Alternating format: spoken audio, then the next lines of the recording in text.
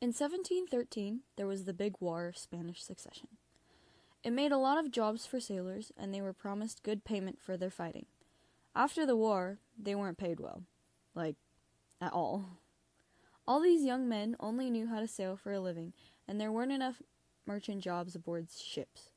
Since they didn't want to starve on the streets, and plain thievery isn't a sustainable career, bands of discharged naval men stole ships and formed pirate crews, starting the Golden Age of piracy.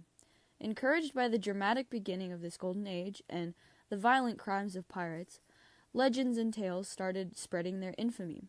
Throughout time, so many false tales of piracy have been documented as truth that it's hard to tell what pirates actually did. So let's go back to the 1680s and follow the path of an imaginary, hypothetical, young, discharged Navy man, all starry-eyed and ready to hop aboard a pirate ship. The first thing our protagonist has to do is find a pirate crew to sign with. Popular pirate tales would inform us that the pirates will be in a ship like this, but pirates were actually in boats like this. They were smaller and faster, and while they didn't have as much cargo space, pirates usually outfitted the vessels with a lot of guns. Now back to our naval guy.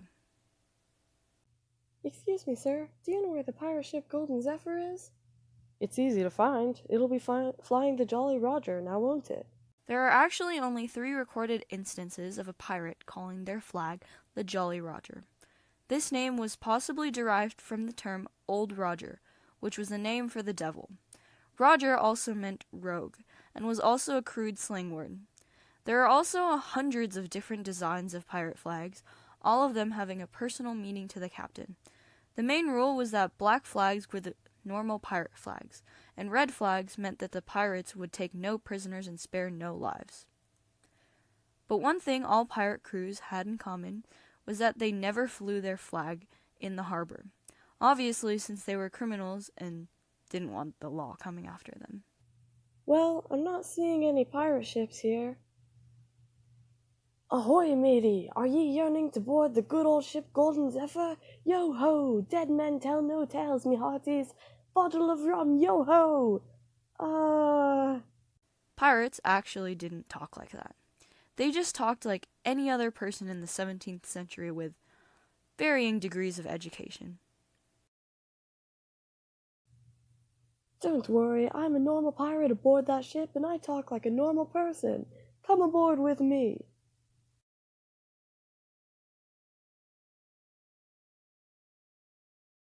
Climb on board and meet the captain. You'll know him when you see him. Excuse me, are you the captain? As much as I love Jack Sparrow, pirates didn't actually dress like that. A long coat would be too hot in the tropical locations most pirates frequented. Long hair was dangerous as it would likely get caught in the ropes. Long boots of this era were too stiff to be able to conveniently run around a ship on, and excessive rings could get stuck under boxes and tear fingers off. Instead, pirates usually wore striped or checkered shirts, short coats during bad weather, and round, broad-brimmed hats, sometimes with the sides lopped off in a way that resembled baseball caps. Greetings, young man. Are you ready to join the most famous pirate crew since Blackbeard sailed the seas? More famous than Blackbeard? Are all the tales they tell about him true? Yep, even what they say about his death. He was shot 5 times and stabbed 20 by Navy officers before he perished, and was then hung from the yardarm. But for all his notoriety, he wasn't even a terribly successful pirate. He only held 1 town hostage in his career, and only demanded a single chest of medicine for payment. Unlike Captain Davis Roberts, he captured 7 forts before being killed attacking the 8th. Or Captain Morgan.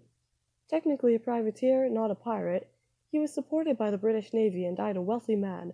Or Calico Jack, who didn't really do anything famous, except have the 2 only recorded female pirates on his crew. Whoa, female pirates? Aye, and Bonnie and Mary Read. When their ship was finally captured, they remained fighting long after the men had all surrendered. Oh, they were also secret lovers. Captain, the prisoners have just been secured downstairs. Prisoners? Are we going to make them walk the plank? What? No. We have other, faster methods of torturing prisoners. For example, we might get a match and a rope and... Wait, how old are you, kid? I think we'll leave off the details for now.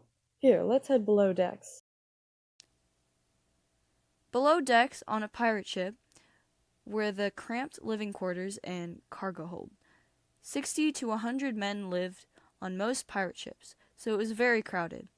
Each member got a hammock and a single chest for belongings. Whatever space was not taken up by the crew was stuffed full of crates of supplies. Most crews also had a small section for the cook, containing a cauldron, bowls, and cutlery, and a small pen holding few live animals, like goats and pigs. Oh, sorry. You're wearing an eye patch. Yeah? You wear that so your eye is always adjusted to the dark, right? That way if you have to fight at night... What?